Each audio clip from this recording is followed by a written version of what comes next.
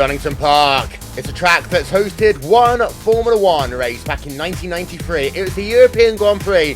Of course, it could have hosted so many more until finances went the wrong way. Also the home to the Monsters of Rock festivals in the 70s and 80s and the Download Festival from 2003 onwards. And tonight it plays host to the 7th round of the 2K Skip Barber World Cup here on RaceSpotTV. Good evening, ladies and gentlemen. Wilkinson and Rachel Whiteford here on RaceSpotTV as well. Those of you who've been watching the Daytona 24 hours, thank you very much for watching that. Welcome to our coverage here of the Skip Barber 2K Cup and to run through your championship coming into today's event with 6 rounds of the championship score complete. The best 5 of them are counted. Vincenzo Rocca, 260 points so far in the championship. Felipe Burr currently stood on 204 points. Graham Cowell in 3rd with 139. Duncan Copperidge is 2 positions back with 137. And then Richard Avery, 119 points. Brian Dowell, 116. Matthew Daniels, 114 points. Then you've got Ricardo Ferrer, 109 points. Rafael Drasquez, 105. And Sebastian Job, well, he's not been racing in a while. He's have 100 points right now as far as things go. Qualifying just getting itself underway. So we'll get those times up for you as they work themselves. Drivers have 2 laps to do the fastest possible they can here at Donington Park. It's a 10-corner racetrack, starting off with Redgate. You can see there as we ride along board with Felipe Burr right now, working himself now on the exit of, this is Starkey's Bridge right now. He's working himself up to into McLean's and then down into Coppets. This is Coppets he's coming down into right about now. It's a very fast corner. And then after that, basically, it's a short straight away. And rather than run down towards the Melbourne hairpin, what it'll do in a moment's time is take a right-hand flick down into the chicane. And you can see Felipe Burr starting his lap then any moment now. And, well, Rachel, this is a bit of an interesting track here. As Vincenzo Rocca is actually just working himself past the start-finish line as well. So we'll stick it with him for just one moment. And it's an important part of the championship now. If Vinny wins today, well, he's really getting himself set up for a great back end of the season. Well, good evening, Will. Yes, he is. He's currently in the lead, of course, so he's definitely in a position now to further this championship run. Of course, tonight we're on the national layout, not the Grand Prix layout, so it's a 1.93 mile short circuit actually here, so awesome, fun, fast lap. We're looking at 18s and 19s at the moment. As of course, anyone who was watching our coverage on Tuesday night of the Champions of the Future World Touring Car Championship will know that this track produces some great racing. We saw 5 wide racing there. We expect to see pretty much the same here as we now go on board with Vincenzo Rocca, and there you can see his first split time, 22.92 seconds. He works himself now through Cops Corner, that short run down towards Starkey straight away, and then it'll just be a 37.9 second split for him, by the way, just popping up on our screen now, working himself down towards the S's, down into that final corner. He will come then, as Vincenzo Rocca will be one of the first drivers to put a time up, as you can see, work himself past the start-finish line, and it is going to be a 1 minute 18.957 for him. He goes past the start-finish line. We've got Felipe Burr just working himself past the start-finish line. 75 1,000ths of a second back right now. Rafael Drasquez in 3rd position. And Clark Williams with the early pole position. But Rachel, we know lap number 2 is oh so important. It is indeed, and I'm not sure that will stand. I maybe think we might drop a little bit further with some low fuel runs, Will. Just a point though, we did say that Sebastian Job is in the standings. That is no longer relevant. Sebastian Job, of course, has ceased running this series. So he will climb no further. Yep, and of course he's been falling down the timing and scoring sheets pretty much since the 3rd round of the championship. There you can see then Felipe Burr. He's currently scored 2nd place in qualifying. Rafael Drasquez, there you can see him now working himself. So actually it will be Clark Williams, the first driver past the start-finish line. So we'll start by having a look at him as he works himself out of Cops Corner. There you can see Sector 1, 22.777. Sector 2, a 24.56 second. Working himself now down towards the S's, what will be his final time in qualifying. 1 minute left on the play clock. New rules, by the way, means that you have to get both your laps in within the allocated 5-minute window past start finish line. Quark Williams will come. Can he improve on his time? It's going to be a 1 minute 18.601. He goes faster. Philippe Labour working himself past the He goes up into pole position for the time being. But Vincentius Rocca, by 1/1000th of a second as Ricardo Ferrer goes into pole position, Rachel. He does indeed. And of course, same time there for Rocca as it is for Labour. They were 18.527. That's incredible. You rarely see lap times that consistent. For Ricardo Ferrer, though, 18.485, so just under 4/100ths faster than second and third. Well, it all kicked off then. It was literally the last driver past the stripe gets pole position as Ricardo Ferrer will claim his first pole position of the season. Philippe Labour in second, Vincentius Rocca in fourth, Clark Williams in fourth, and Matthew Daniels rounding out your top five. So a couple of drivers still to come past the start finish line. There is Bart Hongamede, and here you can see then the number 174 car of Troy Burgess working himself now out of Copse Corner. In fact, he's completed his run, so he's pulling his car off at the side of the racetrack. Qualifying is over, so let's run you through your starting grid for tonight's event here on RaceSpotTV. And starting today on pole position, it will be, get this one sorted out, and Ricardo Ferrer starting with a qualifying time then of 1 minute 18.846. Second place will go to Philippe Labour, 41/1000ths of a second back. Then Vincentius Rocca in third, pretty much identical times, but because Labour crossed the start finish line first, he gets himself that second place. Rocca third. Might actually work out well for Rocca, however. Clark Williams in fourth place. Go back into P5. Matthew Daniels. Ricardo Ferrer in sixth. Rafael Drasca seventh. Troy Burgess eighth. Owen Bonnet in ninth. And Brian Darrell running out your top 10. Rest of qualifying coming up on your screen. And Rachel, this track, it can come down to that final corner. Oh, it can certainly come down to that final corner. It's possibly the easiest to screw up on this lap entirely. Gotta get that turn in right so you can get that run through to the second part of the chicane. It really separates the lap times. And yeah, we're in for a good one tonight, Will. This track is fast. We've seen Skip Barber race cars run around here before. It's going to be an entertaining race. Ladies and gentlemen, don't forget, coming up on the 28th of March, it will be the 12 Hours of Sebring here on RaceSpotTV, as the remainder of the cars now just lining themselves up on the starting grid. Don't forget, catch the world's best racing this season only on RaceSpotTV.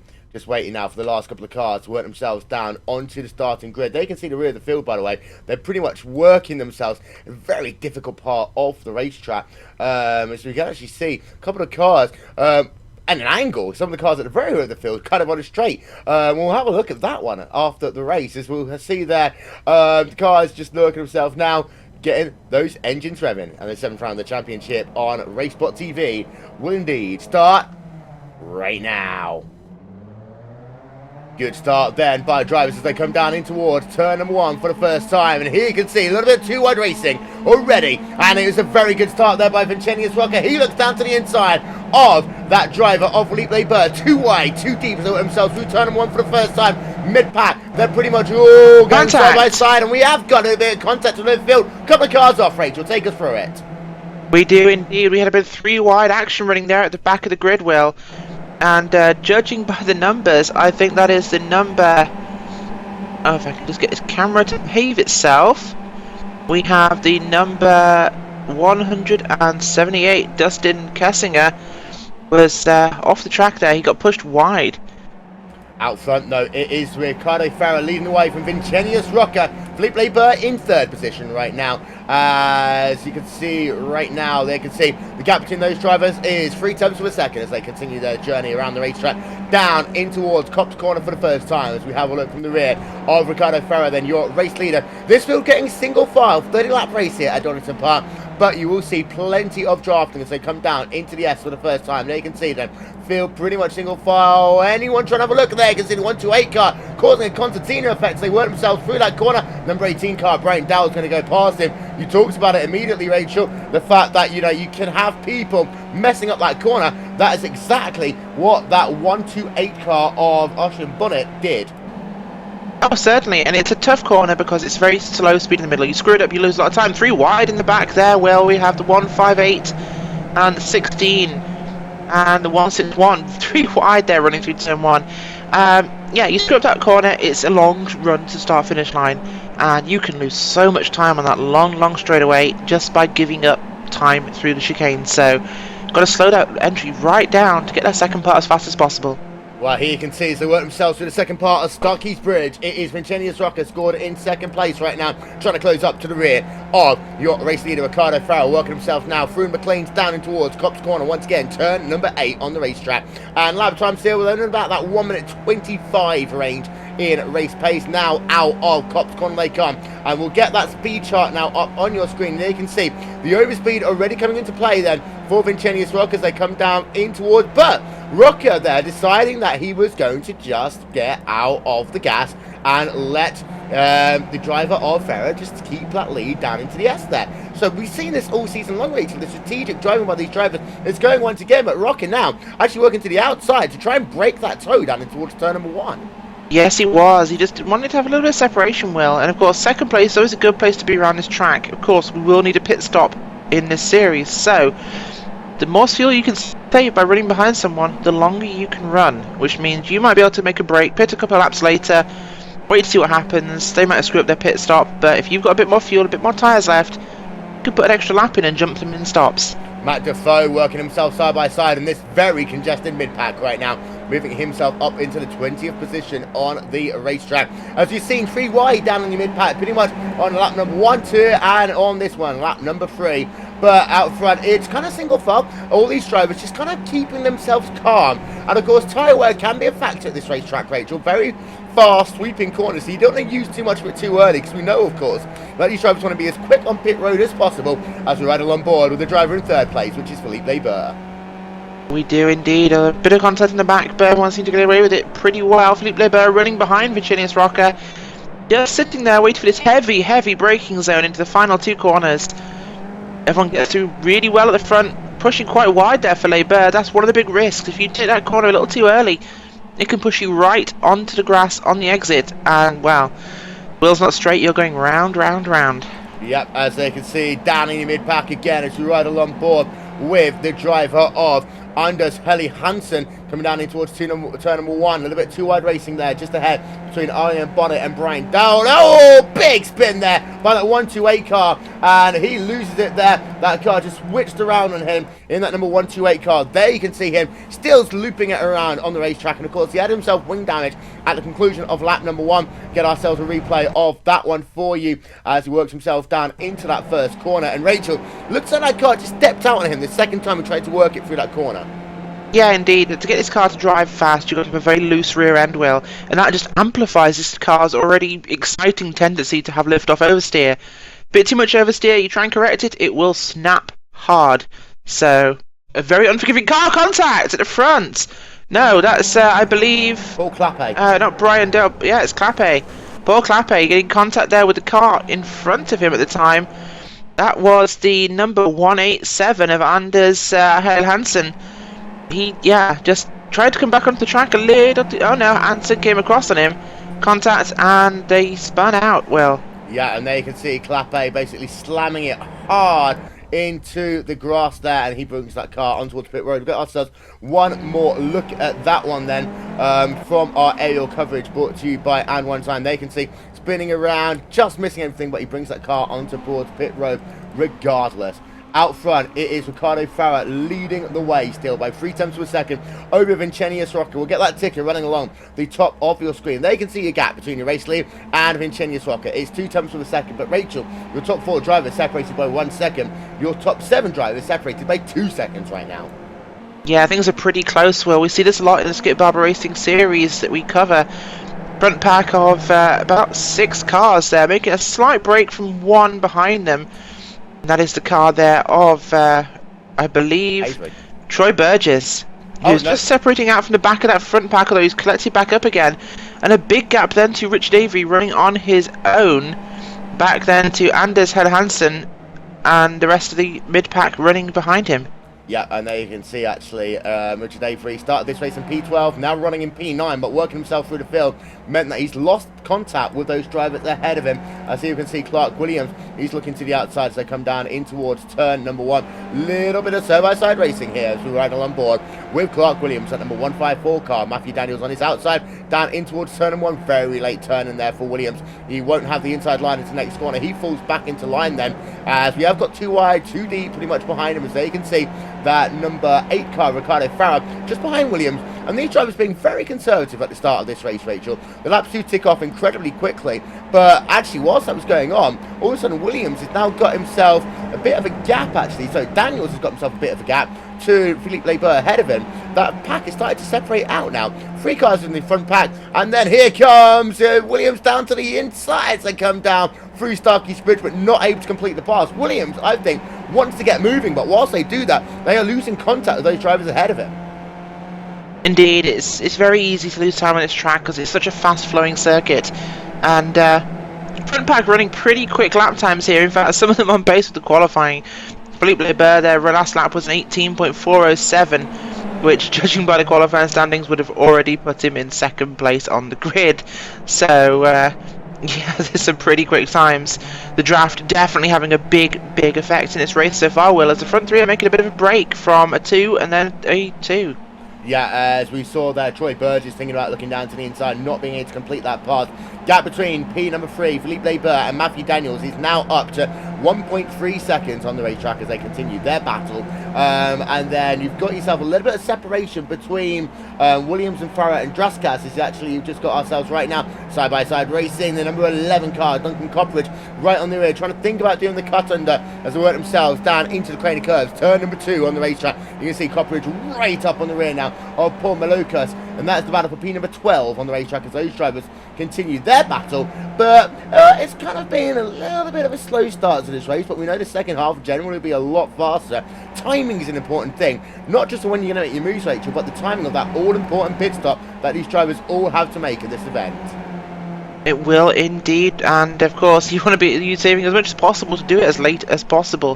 That means you can put less fuel in for the end run, which means you'll be kinder on your tyres. There'll be more tyres left at the end, and well, better chance of getting some good lap times in. Although, let's have a look at number 20 of Bart Hoogmoed and Brian Doel running back in 26th and 7th place, but they're in a pretty close scrap, Will.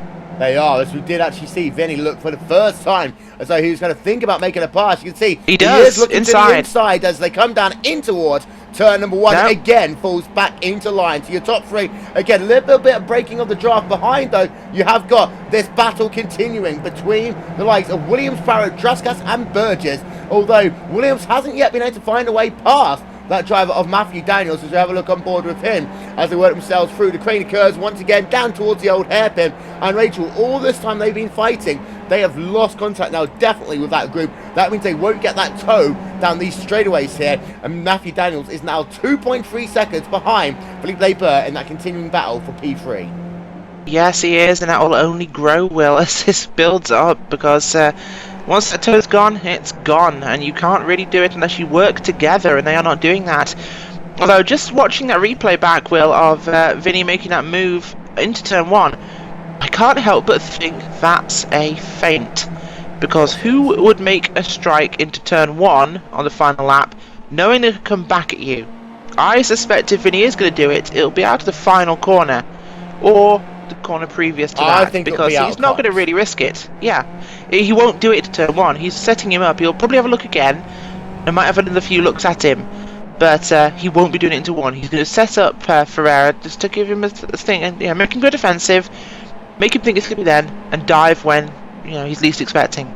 Lap number 9 then of 30 here in the Skip Barber 2K Cup here on RaceSpotTV, and they're your top 3. It is currently Ricardo Farah from Vincennes Rocket from Philippe Leber. Here are your biggest movers and shakers in the race. Driver in P10, there we can see him right now. It is Theobald Sobriand in the number 146 car. He's actually at the front of what is our 3rd pack on the racetrack, being able to move up a total of 5 spots so far on the racetrack. He's your biggest mover inside the top 10. Biggest mover inside the top 20. Well, that is Rob Kane in that number 33 car. Again, in a very close pack right now as we just zoom in on him.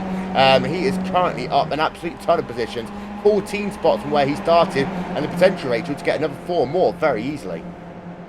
Yeah, absolutely, Will. Things are looking pretty scrappy at the moment. Guys really fighting pretty hard as things stand. There's a lot of little packs going on. Of course, drivers still fighting, so the separations occurred, but definitely forming into little draft packs as they run around this track. Yep, as you can see, Kane still scored in the 18th position on the racetrack, but your biggest mover inside of your top 20. Let's go back then to this ongoing battle, and here you can see Williams is going to think about looking to the outside as they come down in towards turn number 1 over Matthew Daniels. They'll be side by side down in towards turn number 1, going on board then with Clark Williams, and he can't get that move complete on that outside line, Rachel. And we've seen that if you want to make a move, you've got to do it by working the outside line well, and Clark Williams could actually now lose a position as he's got himself side by side that number 8 car. Williams loses a spot there to Ricardo Farah. He does indeed. Farah securing that position around the outside there. And yeah, getting a good run through the old hairpin. He just manages to secure that spot. Williams is going to be kicking himself now. Of course, Draska's behind him. He's definitely a threat, and he'll suck up to the back of Williams very quickly. Yeah, so you can see then a replay on board with Ricardo Farah just getting that help there as these drivers run very close together. Actually, he's worked themselves through the plane of curves, and there you can see Farah was actually able to find himself past as they work themselves down into the old hairpin on the racetrack. Oh, getting close to that halfway point of the race now, Rachel, and that means, of course, we are getting closer towards pit stops. It's now lap number 10. 1/3 distance going to be scored complete right about now. As you can see, down it's going to be Ricardo Farah from Rocker. And I'm wondering, Felipe Burge is sat there stalking as well. We know that this entire race does depend so much on pit strategy that I'm wondering whether Le Burge is sitting deliberately at the rear of that group. As Richard Avery, by the way, has just got himself past Troy Burgess. He has indeed, but yeah, Philip Leber, he's just riding right now. He's sighting out what these two are doing, hoping they'll fight and potentially take each other out. Unlikely with these guys and the caliber they're racing, but he's sitting in a position now where he can just observe and watch and wait for his moment. Of course, pit cycle coming up now. We know from previous racing that drivers pitting now will make it to the end of the race. So if you want to make a long run on a full car of fuel and have really old tyres at the end, you can do it if it fits your strategy, but drivers can pit as late as lap 20 will. Yeah, and we have seen different strategies over the course of this season, and it's actually been one of the reasons why Vincennes Rockets in the championship position that he's in right now, because he's been the master of strategy all season long, Rachel. He's really been able to figure out exactly what to do and when to do it, as again, just stalking, trying to, you know, potentially put Ricardo Farah into a mistake as they work themselves then out of the S's, working themselves down towards the start-finish line again. No takers on pit road this time, guys. They can see a second pack side by side, and here's Ricardo Farah over Matthew Daniels as they work themselves down towards turn number 1. You can see Farah down in 6th position, has himself Clark Williams on his insides. They come down in towards turn number 1, but Farah able to work that high side. A little bit of contact there between the two of them, but they do hold on for the time being as Farah pushing very wide there on the exit of turn number 1. They remain too wide, this time too deep through down into the crater curves, and now down into the old hairpin. They do, and of course Rocker had another look down the inside of Ferreira into turn 1. It was nothing more than a look though. He pulled out, had a bit of a look, said hi, I'm here, and ducked back in line. So it's only reinforcing my thought this is a little bit of a feint building. And just behind, you can see Troy Burgess, Rafael Draskas, they are battling for position right now. This is a scrap for P8 and P9 on the racetrack, as they can see. The gap is about 4 turns per second between Draskas in 8th and Troy Burgess in 9th. Richard Avery's been able to get himself up another position, by the way. He's currently scored in the 7th spot on the racetrack, now hounding onto the rear of Clark Williams as they work themselves down towards the S's. And you can see immediately Richard Avery's going to try and plot that car down to the inside. He's running on that inside line, so they work themselves down in towards the S's. Will he try and do a late braking maneuver? The answer to that is yes, he will, Rachel. Down to the inside. Oh, clipping the wheel there and spinning around that number 42 car up into the air. Wow, big incident there, Will. Just watching this one back, actually. Yeah, Avery makes a late move down the inside. Really, really late. Farah has just... Wow, he's had a quick look. You know, he's been cut off somewhat by Avery taking his line through the corner, which has arrested his speed somewhat. That's put Draskas right into the back of him, and he's then been clipped by Burgess. That's unfortunate there. Well, the really big incident. All kind of started by Avery's move. Not his fault, of course. He had every right to do it, but of course that just set off the chain of events. I will respectfully disagree with you on this one, and the reason why I'm going to explain this one is we're going to ride along board then with Richard Avery, and what happens is you'll notice that he clips across the side of that number 42 car as they come down into the corner right about here. You will see that the two cars making contact there. Now that upsets the balance of that number 42 car, which as they work themselves out of the corner slows it down enough so that Draskas gets into the rear of him. It was a kind of cumulative impact between those drivers, which I think all started with that late pass, but more than the pass itself, I think it's the swinging across of Avery, because it did look as though he pushed a little bit wide on the exit of the S corner, more than actually the late braking manoeuvre itself. 3 wide, Will. We're just going live actually with Farah, Avery and Daniels. They're 3 wide into turn 1. Yeah, and there you can see 1, 2, 3 abreast down in towards that first corner. Avery on the outside, in the middle is Farah. On the inside is going to be Matthew Daniels, and the winner, well, we're going to have to wait another corner to find that one out, because it looks like it will be Matthew Daniels who wins that battle, and indeed he does, as we can see there as we ride along board with Ricardo Farah. There is Richard Avery behind him as they work themselves now down through the old hairpin, and just ahead is going to be Matthew Daniels. It's about 1/10 of a second, but three-wide racing, you can actually see in these cars, Rachel, there's plenty of room between them, as now Farah right on the rear of Matthew Daniels. 7 seconds though is the gap between Daniels and Leigh Bird to the driver running in third. Yeah, absolutely. These cars are tiny, Will. There's plenty of room on this track for 3 wide. In fact, we've seen it at Road America 4 wide. It's the size of the car that makes these circuits feel so big and makes the racing quite so exciting. Lots and lots of action. Yeah. Just to refer back though to the Avery and I believe that was yeah, the Avery incident. I watched it back from a different camera angle, Will. There isn't actually contact made. The jerk away to the left is actually the reaction there of the other driver, and the cars didn't touch. Oh, I do take it back then. I do apologise. As you can see, drivers still going side by side. Oh, the number 8 car coming right across there, the front of Avery down in towards turn 1. That was Ricardo Farah, and he just swept across the racetrack Avery's there. through. As then you can see Avery is now ahead of Matthew Daniels, but Ricardo Farah now leads that train as they come down in towards Craner Curves, through Craner Curves, down towards the old hairpin. Turn number 4 on the racetrack, and there you can see the drivers out front once again. It is Philippe Leibert, we're right on board with him. He is in the 3rd position. Ahead of him is Vincenius Rocca in that number 2 car. Your race leader, Ricardo Farah. This has been the way they've run since lap number 1. I did say, Rachel, despite the fact that Rocca did lose out because of the fact he came past start-finish line just a little bit later, he did get the advantage on the start. Absolutely. Starting on that side of the track, it gives us a slightly better run through turn 1, so it's just all depends on where they actually run in this race. These guys have a lot of racing left to go, and with how close they are, the starting positions are almost irrelevant. Any one of these 3 could win the race, and right now, with 8 seconds separating Leibert and Farah, that's a lot of space on the track, and it looks like if they don't screw up, no, but it's going to be a feint again, Will. He's going to slow down and let him back in. Every single time he's done that so far in this race, he's actually alongside. He actually has the line into the corner, and then he just brakes incredibly early. So you can see Rafael Draskas coming down on towards pit road. I'm not quite sure with that's actually still a front wing on that car, but he is going to get it repaired. There you are, making himself his first pit stop of the day. His one and only pit stop of the day then. Going to get himself some fuel to go towards the end of this race. The first of these drivers to pit, Rachel, at the conclusion Rocca's of moving. lap number 15, as Rocca is going to try and make a move, and maybe this is just because he wants to dictate when these drivers come on towards pit road, but he's now being a lot more aggressive than what he was doing about 2-3 laps ago. He is indeed. He's definitely having a look at the back of Ferrara. He's all over him, in fact, and he may well be getting more aggressive because he can see that lap traffic up ahead, and that, I believe, is the car of... Let's have a look through now, see if we can find who it is. Last driver in the lead lap is currently Joey Miller. Joey Miller, yeah, correct. So it is Joey Miller. Car is currently scored in the 27th place. Miller's in. He's onto pit road. So let's have a look then. Again, on board. And here you can see the speed difference, by the way.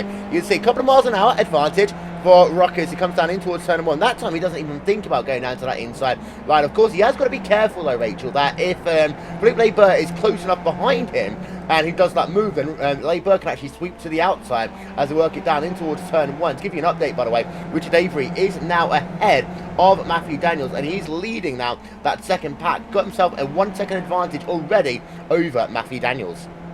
Yeah, Avery now is free of that traffic. He's making a break for it. Yeah, the story of this race, though, I think is this 3-car group, of course. So Labert dropping back a little now as Rocker makes a move on Fiera. He might now think he's got a bit of pressure off him from the rear, so he might be free to make a move or two on the leader. But as the pack tightens up again, running through to the latter part of the lap, well, this is getting very, very exciting as we run towards the end of this fuel run. And, of course, pit stops. Who will blink first? Yeah, as you can see, your mid-pack, they're all storming on towards pit road this time by. As they can see Matt Defoe coming out of pit road as well. Here is your race leader. It's Ricardo Ferrer working himself down into the S. Let's see whether or not he comes onto pit road, or whether Rocker or Labert comes onto pit road. He will. And yes, let's see Ferrer's coming on, and you can see immediately reacting is Rocker as well. So Philippe Labert will go to the race lead, but Rocker coming in. That was a reactionary late move on towards pit road there for Rocker. Very, very reactionary, Will. Watching the replay back of this, he comes in right behind Ricardo, and he's so close to hitting the back of him. It's unbelievable. Tiniest little puff of a lockup there from Rocker in that number 2 car as he gets it slowed down, but more importantly trying to stay out the back of the leader. He beats him out of pit road as He well. does. Farrell's still on pit road, so maybe Farrell's taking tyres there, but yeah, you can see 15.1 second stop there for Ricardo Ferrer and 11.5 second stop for Vincenius Rocker. That's tyres. Rocker will come out ahead there. We now need to see what Philippe Labert is. Matthew Daniels, by the way, is on pit road. You've got yourself a number of drivers. Brian Dole, Bart Holmgren, David Stefani, all scored on pit road. The only driver inside your top 10 yet to make a stop is this one. It's Philippe Labert, who last time by did a 1 minute 18.590. He works himself now out of Cop's corner, working himself down Starkey straight away towards the S's, turn number 9 and 10 on the racetrack. Will he come in with 18 laps out of 30 scored complete, or will he actually try and go as long as he possibly can, just sliding the back end of that car through the S's, and he will arc that car on towards pit road 1 lap later. This could be the difference maker, but Labert comes in with clean traffic. You can see a couple of cars coming out of pit road. Pit road speed here, well, it's slow. It is 37 miles an hour into his pit box then for Philippe Labert. You can see how bumpy pit road is as well, but Labert nicely into his box. No, he overshoots! He overshoots it. That's going to cost him the race. He did have a better in-lap, by the way, than Rocker, but you can see he overshoots his pit box. That will cost him a dramatic amount of time. That very easily can cost him the race, because here you can see Vincenius Rocker working himself down towards turn number 1. Labert is going to lose the race there because he overshot his pit box, Rachel. He has indeed. That's tragic there for Labert. It cost him just the amount of time he needed to get out in front of Rocker, and that would have been brilliant if he'd managed that, Will, because he had clean air and he got a blasting in lap. It's completely cost him that position. Although I just watched back on the pit stop cameras, Will, Rocker did not take tyres from what I can see. He did not go up on the jacks, whereas, of course, Ferreira did. Yeah, and right now it is currently Rocker from Labert from Ferrer. 19 laps out of 30, going to be scored complete this time by. Just to give you an update, by the way, Ricardo Ferrer is scored in the 8th position right now, about 1 second behind Richard Avery, and importantly for him, he has got a car who could use a tow for as well, so work themselves down through towards McLean's once again. But that gap between Rocker and Labert is 1.5 seconds. If you're Labert, you have got to push this lap like there's no tomorrow to try and get yourself back into that draft, Rachel. Yeah, you need to. It's really important for him to get some draft help to catch up there. If Rocker has no tyres, of course, the other guys can catch him. It'll be slightly slower towards the end of this race, much slower in fact, than these guys with fresh tyres, so it could be all the difference. If they can get a tow, they can get up to him, they will push him out of the way and they will get past. Rocker's got to hope he can just push this hard, keep clean traffic, keep clean air, and make a run on pure single car pace. Yeah, there you can see Vincenius Rocca, the gap between himself and Felipe Leber, currently 1.7 seconds on the racetrack. And that last time by, Rocca was able to actually eke out a couple of attempts. Now, that could be all he needs to do in today's event to get himself another win in this series. So you can see, by the way, Ricardo Ferrer still closing up to the rear of Richard Avery as they work themselves down into McLean's once again, turn number 7 on the racetrack. Right on board them with that driver of Ricardo Ferrer, who work themselves. Actually, no, this is on the New Starkeys Bridge right now, down into turn 6. Now, this is into McLean's, Rachel. It is indeed. Fast corner, this one, of course. Braking and dropping a gear into the first part, and then you're almost flat as soon as you round that first apex wheel. Very, very fast corner, setting you up onto the longest straight on the track. Yep, so then, Ricardo Ferrer scored in P number 5. Richard Avery scored in P number 4. Ladies and gentlemen, we're going to step aside for just literally one moment, but you won't miss a thing. You're watching RaceSpotTV. Time to go side by side.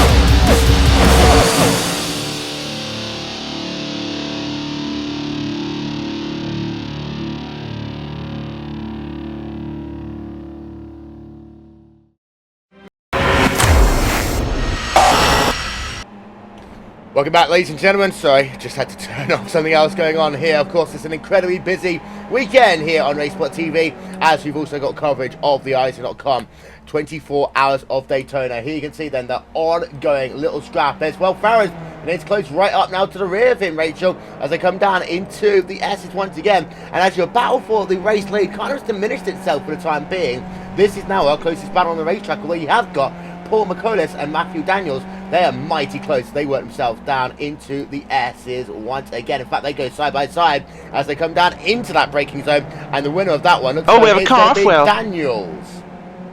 We have a car off the racetrack at this time. Trying to work out who that is. That would be Ove Perison in the number 38 car. So let's get ourselves a quick replay and figure out what happened to him then, as he's off of the racetrack. And also, what we'll do after we're showing you this one is we'll show you that pass there that was made by Matthew Daniels. And he actually just went completely off.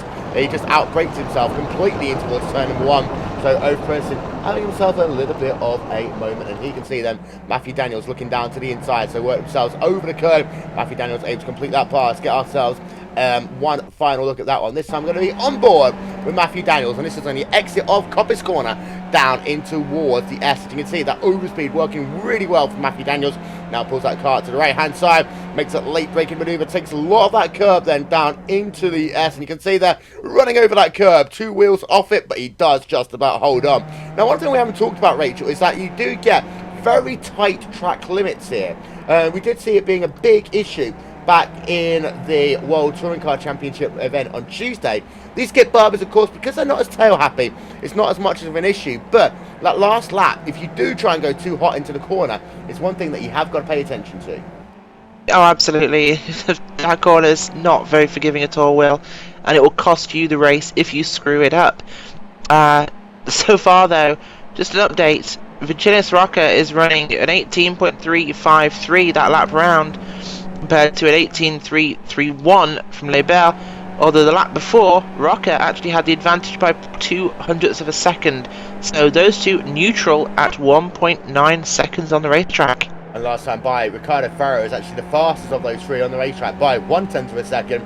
So currently it's P3 trying to catch up to the rear of P2, trying to catch up to the rear of P1, battle for position. Nice little scrap going on between those, but we have still got ourselves a scrap going on between Matthew Daniels, Paul Malokas, and Anders Henny Hansen. There you can see the gaps on your screen. It is currently 0.3 of a second between Daniels and Malokas, and then it's a further 0.8 of a second between Malokas and Hansen in that battle for P9, P10, P11 on the racetrack. They are P10 and 11. It's pretty close at the moment. Well, these packs still behind our leaders. We forget how separated out the leaders have gotten now. It's further back in the field, things are running pretty close together, of course. 9 and 10 are all over each other. And then we have a small pack running behind them with Clark Williams, who's made up quite a bit of ground. He had an early stop and was well down in the field, well, as low as 25th. He's crawled back up to 12th, and he's heading a 2-car pack now, trying to catch a 4. Will he have time to make past those guys and get himself into the top 10? We'll find out. He's got 6 laps to do it. But Hoogmud, he's actually tried to wait until turn 1 to make that pass. You can see he's going to look to the outside and score that pass complete over Carthage Pye. So he moves himself now at 1 position. He didn't do it down to TS. He waited until turn 1 instead. So you can see Daniels still battling. This is now with Duncan Coppridge in this battle for P number 8 and 9 on the racetrack. There you can see the gap is about 1/3 of a second as they work themselves through towards McLean's once again. Zoom the camera out. There you can see down towards turn number 6. This is the exit of Starkey's Bridge. Now down into McLean's. Turn number 7 on the racetrack. Laps are ticking away very quickly to Rachel. Some of these drivers, they do have to get going, especially down in that mid-pack. Although Leigh Bird's now dropped to 2.5 seconds behind Rocker, and Ricardo Farrow just 1.5 seconds back. Yeah, Farrow's definitely closing in now. It's a bit of a gap's pulled out actually between Rocker and Leigh Bird, so that's still a wait and see. Will there be enough time for those two to get together, which they seem to be doing well. Farrow and Leigh Bird are closing up, which means they can get it together. They could catch Rocker on the racetrack, and 2 cars in tandem with the draft effect they'll have, he'll be a sitting duck. Indeed so, but let's not forget that the lap times are ticking away. As we saw there, Daniels getting himself past. Duncan Coppridge moving himself up into 8th place on the racetrack. Paul Malokas is right there in P number 9 in that 161 car as well. Coming to play is also Anders Helly Hansen, who is the first driver outside the top 10. Now he is within draft range of Malokas, just ahead of him, so there is plenty of time for him to still try and catch back up. As you see there, just that 2-car train we talked about a little bit earlier on. This is Clark Williams in P number 12, and P number 13 is Fable Sunderland, Rachel. Yes, it is, and Sunderland is looking for the position on Clark Williams, but the two of them, if they're working together right now, will be able to catch that pack in front. If they start fighting, though, there's no chance. Indeed, as they can see then, this speed differential as they work themselves, that short run down into Coppice once again. But now you can see it'll be the time when Subaru might try and make that pass. They've worked themselves out of this corner. We then get a look, and you can see the overspeed that he can get, although Subaru not quite in the draft just yet. Now he'll get that overspeed as the gap's about 1/4 of a second. Now you can make a move from here as you come down into the corner. Although Subaru, again, just one of those drivers deciding not to wait, do it in this corner, perhaps do it down in towards turn number 1 instead. Vincentius Rocker, last time by, did himself a 1:18.228 or 1:18.396 last time by for Leigh Bird. There you can see him. Last time by for Farrow, a 1:18.272. Second fastest driver on the racetrack, as there you can see Ricardo Farrow in third, in fourth, and Richard Avery just behind him in P number 5. Now Avery is right on the rear of Farrow in that ongoing battle for P number 4. And Rachel, if you're Avery, you wait until the last lap now because there's no one else around you. Absolutely. Avery is definitely in a prime position right now to take that move to Farah. But when will he do it? Yeah, the last lap is probably the time. Avery, though, he's got enough space around him, though, to be able to make a move comfortably.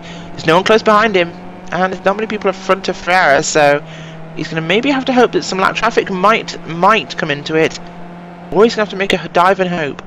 Yep, and they see 0.4 of a second still between these drivers as we are ticking down the laps now on lap number 27 of 30 here at Donington Park. Don't forget, we'll be bringing you coverage of the Skip Barber 2K Cup all season long here on RaceSpotTV. It's his nice little back to just sink our teeth into. It is Matthew Daniels in 8th position. We have a look from the rear of him, and in this train of cars you can just see working themselves through the start finish line once again is Duncan Coppridge, who runs himself in P number 9, Paul Malokas in 10th, and Anders Helly Hansen has now caught up to rear that train, Rachel, as they come back down in towards 1, although it's a little bit spread out. I do expect that one to get very close in the final lap. Oh, it should. Well, it should. These guys are definitely have the draft effect coming into play. Anders Helly Hansen is, of course, closing in now, but it's definitely a big enough separation there from Clark Williams behind to not be too threatened. Once again, the drivers with space behind them are more likely to make a move because they don't feel they have to defend as much. They can put more into and lose a bit more time doing it if it gains them a place in the late stage of this race where they can't be attacked back. Although Paul Malocas has actually dropped off now to 1.1 seconds behind the rear of Duncan Copperidge, as he is having to defend from Anders Halle Hansen. So if Hansen wants to get himself solidly into the top 10, as Philippe Leber, this is going to put him under pressure now from the 111 car. Ricardo Farah, get ourselves another look at that one. And Rachel, well, that is a game changer, because now Farah is just about in draft range. Oh, absolutely. Farah is definitely closing in for that second spot on the podium wheel, and it's certainly given Rocker a lot of breathing room on the track there. It's up to 2.7 seconds on a racetrack, of course, and didn't lose much time, but he lost enough, and it's probably rattled his cage somewhat. So Farah can probably smell some blood right now. Oh, definitely, yes. If you are Philippe Leber, as you can see there, just working himself past the start-finish line. You can see on the grass right there as he works himself down towards turn number 1 once again. But that gap is now down to 1 second. That means the draft will come into play for Ricardo Ferreira. This is where it gets confusing, Rachel. Have a look at this one. P number 3 is Ricardo Ferreira. P number 4 is Ricardo Ferreira. Ferreira. It seems easy enough to me, Will. This is too difficult for me to do after I've been doing all this commentary. Richard Avery, though, it's just 4 tenths of a second back from the... This is how we do it as a professional broadcaster. Behind the number 8 car as they come down into the S1 to get 2 laps of this race to go.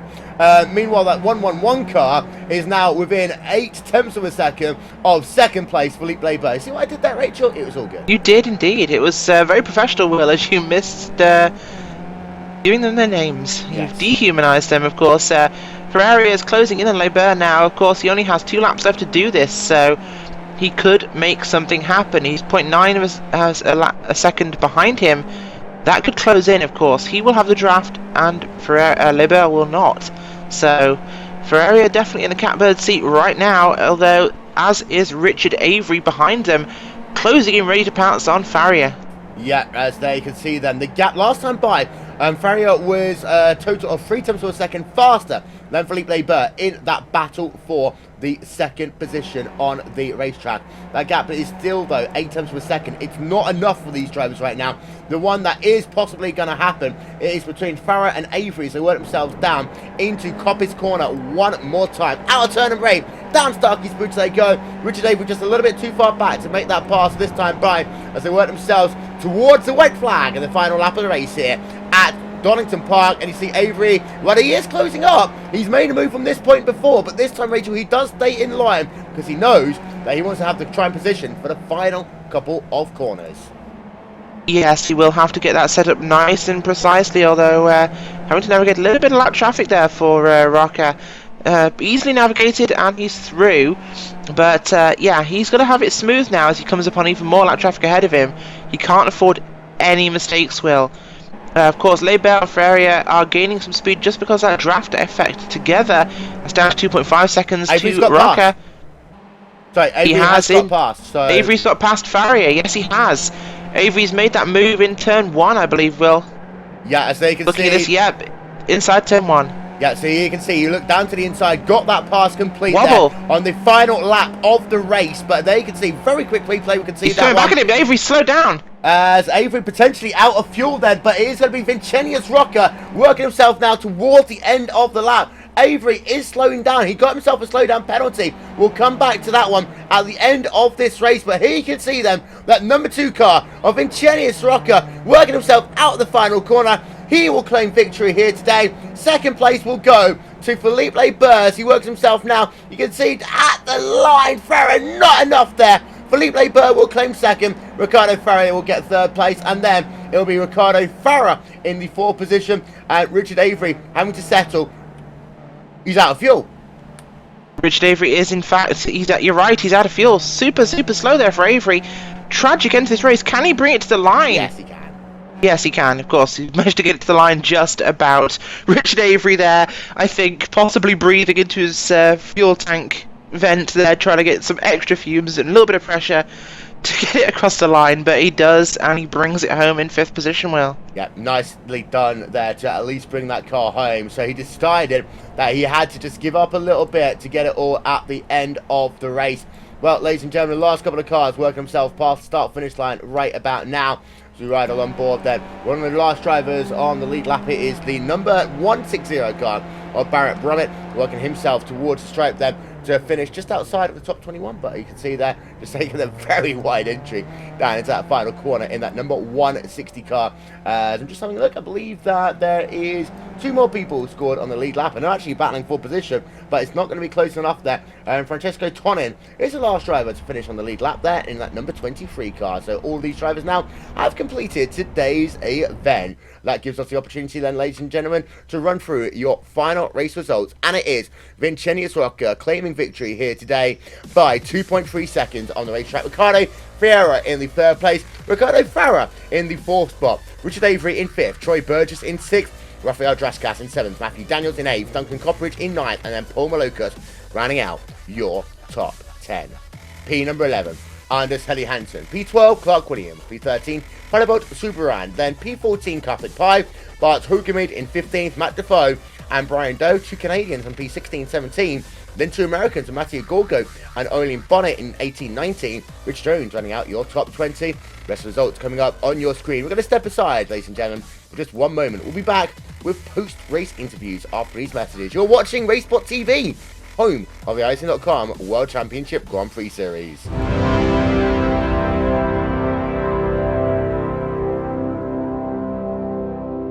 Race fans, it's time for those most famous words in motorsports. Drivers, start your engines!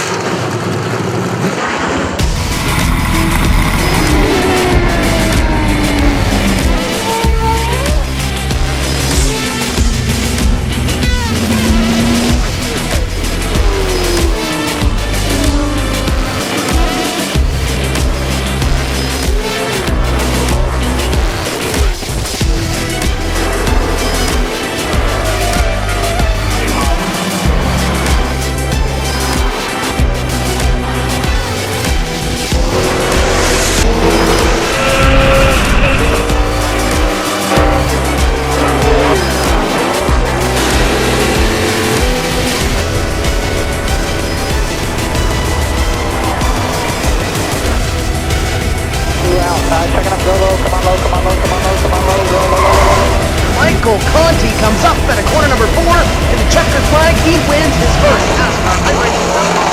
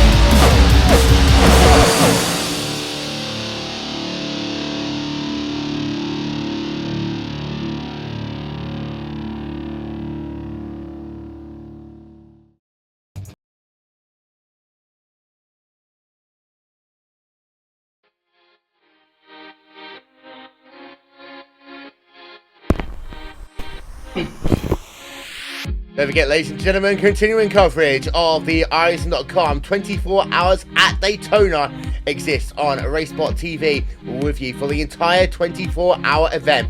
So after you finished watching this, don't miss the post-race interviews. Go and watch that one and stick with that one until 1 PM GMT. However, we welcome you back here on RaceSpotTV to post-race coverage of the Skip Barber 2K World Cup, where Vincenius Rocker once again was able to get victory. So, Vinny, congratulations to you on that one. Another win. However, it looks as though that your pit stop, you're kind of reactionary there to the driver ahead of you. Thank you, Will. This race was really difficult. As you could see in the pit stop times, the qualifying times. I was not the fastest one. The guys, Ricardo, Felipe, and everybody else, they were really fast on this track. And yeah, the pit stop was the key again in this track. I confess I had to risk a little more than usual. I wasn't sure if I could finish the race when I exited the pit, but the only way to have a good shot on winning was to risk. And luckily, everything went good. I could keep a distance from Felipe and Ricardo after the pit. But surely this was the toughest race so far until now. Well, you did claim victory. You got yourself more points in the championship. Now, when you saw Felipe Labert coming out of pit road behind you, how hard did you push those 2-3 laps afterwards to get yourself enough of a gap that he couldn't draft up to you? Yeah, when he was exiting the pit, I thought he would be in my draft, but he wasn't for, I don't know, 5,000 of a second. I was really lucky again on that, so he couldn't stay on my draft in any time. So I could push away a little more, half a second, and I'm sure that if he had exited in my draft, it would be a totally different race. Well, congratulations on the win to Ingenious Rocker. Philippe Labert coming home in the second position. But Philippe, you lost that race in pit road as well. Yes, I did. I had the perfect in-lap. I've had purple sectors in every sector on my in-lap, so I thought this is looking good. And then I overshot my pit box. So, end of story. On a scale of 1 to frustrating, how frustrating was it? You can't imagine. You do, however, still get yourself second place in today's event, but considering the championship, considering the fact that we are winding down the rounds now of the championship, and arguably of all the tracks that we've gone to, this is probably the easiest one to make that part on that final corner. How annoyed are you, and how much do you think this will affect the overall championship charge at the end? Well, I don't think it makes a lot of difference because Vini is still the quickest, and Ricardo missed a lot of races this season, so he's not in contention. So I'll probably be second anyway. So yeah, there's nothing I can change. Even if I win all the remaining races, which I won't, then I still would be second, I think. Well, second place in today's event. 1 week's time. It's to Montreal. Looking forward to it? Never driven there, so first time. It's okay. What you do is basically you go fast, turn left, turn right, turn left, turn right, very small, alright? Then turn left, right, left, right, kink it a little and bit. then you hit the wall. Yeah, then right, hit the wall of champions, job done. Okay, that sounds fun. There we are. That's a very quick track guide here on RaceSpotTV of Circuit Montreal. Circuit Gilles Villeneuve, but Philippe Labert coming home in second position. Ian Bunnett in the TNT racing car. It's been a busy day for TNT racing today, hasn't it? We're trying to be everywhere. Probably one of the slowest guys, but big shout out to the TNT racing guys that are in the 24 hours of Daytona.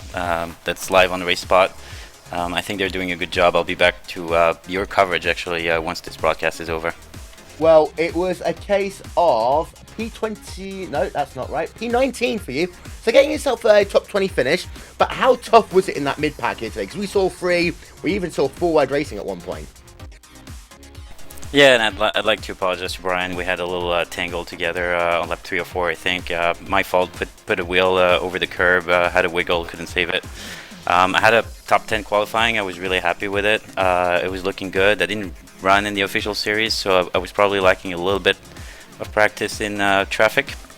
And unfortunately, I'm 3 for 3 on not being able to keep the whole race clean in the 2K Cup. I'm doing good in the official usually, but 2K Cup is difficult. So I'm wondering if someone put my fellow Frenchman's Romain Grosjean voodoo doll somewhere in my cockpit. But next time out, we head ourselves to Montreal. Good way. By the way, before we go any further, it wasn't a crash. It was a ding-dong into the corner. But Montreal, looking forward to it? Yeah, very much so. It's a great track. I practiced a lot there a year and two years ago in different cars, but I think it's nicely suited to for a little bit of change in the Skippy, and I think we're gonna have a good race. Olin Bonnick then coming home here today in the 19th position. And ladies and gentlemen, just one more time, let's have a look through your top 10 in the race, with Virginius Rocker claiming victory by 2.4 seconds over Felipe Bird. Third place was Ricardo Farrier, very close at the line actually, just 1/10 of a second between them. Ricardo Farrier in fourth, Richard Avery in fifth, Troy Burgess, Rafael Drascaz, Matthew Daniels, Duncan Copperidge, and Paul Malukas rounding out your top 10. One more time, ladies and gentlemen, don't forget, RaceSpotTV, official home of the iRacing.com Daytona 24 hours. Coverage of that will continue through the night here on RaceSpotTV. In the interim, this has been a RaceSpotTV presentation of round number 7 of the Skip Barber 2K Cup here on RaceSpotTV. For myself, Will Vinson, and Rachel Whiteford, it's time for us to get some sleep. We'll talk to you all next time. Bye-bye.